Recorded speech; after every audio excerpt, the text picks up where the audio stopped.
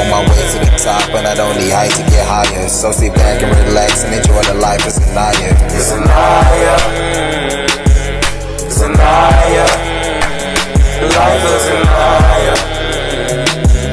Zanaya, Zanaya, Zanaya. Hey you guys, it's Zanaya, and today I am doing community service at I Am Man Museum.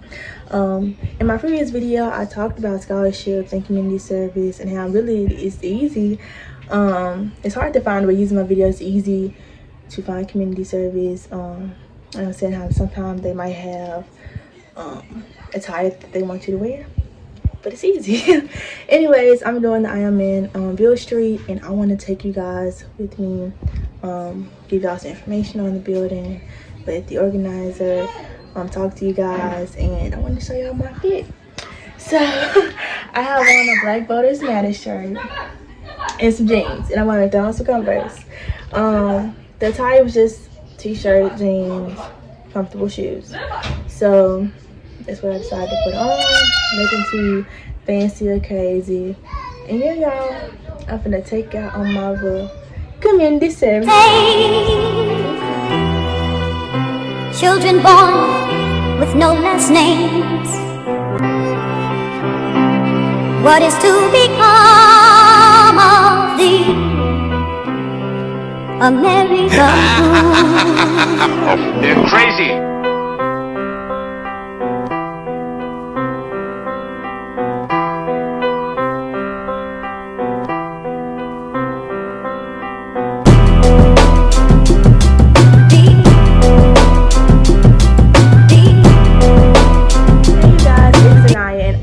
At the I Am Man Museum.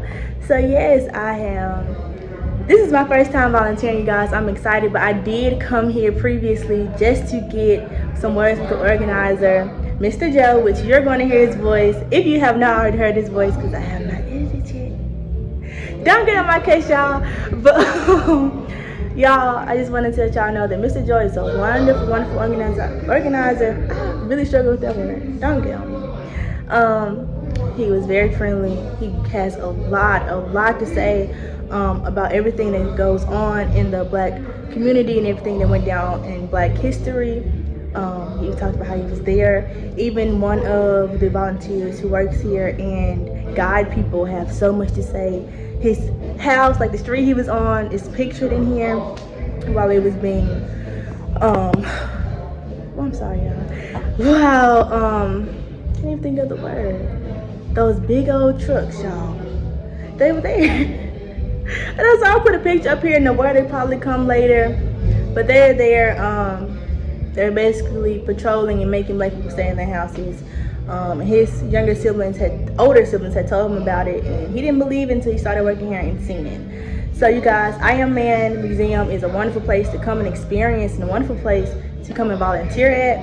And I'm going to let y'all hear some of the volunteers' opinions of this place, and we're going to get into it.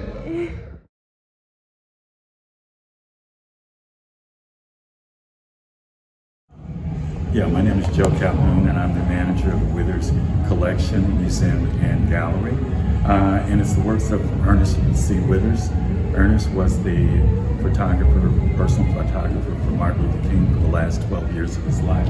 So you'll see very personal shots that he was able to get. And in order to do that, he had to have close access to it. So he worked alongside Martin Luther King during the last 12 years. So this wall is all items related to the civil rights movement. And on the other side, we have shots on the sanitation strike leading up to his assassination in April of 1968. And we have the Memphis Negro League baseball team, and of course the Stax music performers like Aretha Franklin, Ike and Tina Turner, B.B. King, Jerry Lee Lewis, Elvis Presley. All of those have performed and lived in Memphis. So it's a great welcome photographs that tell the story of the Memphis scene through the 50s and 60s. And it's just a wealth of history that's in this building. So for anyone who has an opportunity, please come on down and join us. Today I volunteered at the Withers Museum, and I didn't know that he was a great photographer like this. Like, I'm glad I'm getting to know all the facts about him and the great pictures that he took around the 60s and late 50s. And yes, I just love everything that he had did in those days and all the pictures that he took. Here at the Ernest C. Withers Gallery. This is a great opportunity, and by me coming here, I get a chance to see a lot of the visitors, tourists, and I get to teach and also learn about certain things.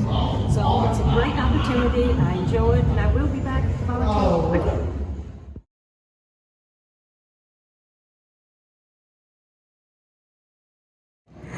You ready? I'm ready. Hi, ladies and gentlemen. I'm Taryn Powers. And hold up, turn your. That is Joe, the historian, and I'm going to do this video for you guys.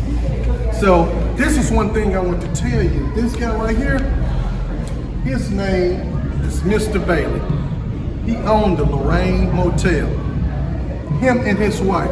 So, when Dr. King was assassinated, his wife heard the shots, pow, and she had a stroke. So Dr. King died on the 4th, she died on the 9th. So that's one fact I want you to know, because 2 people died because of a gunshot that inflicted a man, and somebody else died during that same time. So that was a real. Mr. Bailey lost a wife and a friend, which Lorraine Motel was a place that African Americans could come because there weren't many places they could go, and they had it hooked up there that acts like Sam Cooke and everything, but Dr. King was like the biggest celebrity that came there. So it really hurted her. She died of a stroke, and that just said that 2 people died from the incident. And so that's something I want to say about that. So, come around here. I ain't gonna hold you longer. I ain't gonna take up all your time. Come on around here.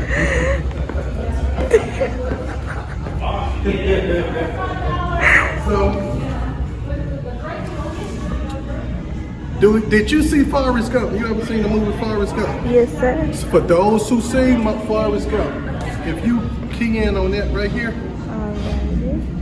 it's like there was a scene that Forrest helped her pick up her book. This is the Arkansas 9, and this is the school desegregation Little Rock. This is the real picture, and this is Mr. Withers at that school. So actually, Mr. Withers, you could say he chronicled the civil rights movement with his images. 1.8 million pictures is in his estate right now, and they haven't even been digitally done, which is amazing. He covered the Emmett Till trial that took nerve and guts from the Emmett Till trial. Dr. King seen that. He seen this book. Look at that, y'all. That's the book that Ernest did about Emmett Till. He gave him a voice. And so when Dr. King seen that, he was like, who had the nerve and the guts to do something like that, to go down there and actually cover the trial? So he said, I want this guy to be my personal photographer. So follow me, young lady. We go over here. Now, do this look like a stranger took these pictures with Dr. King? No, it couldn't be. It had to be somebody that knew him. So that's how him and Mr. Withers hooked up. They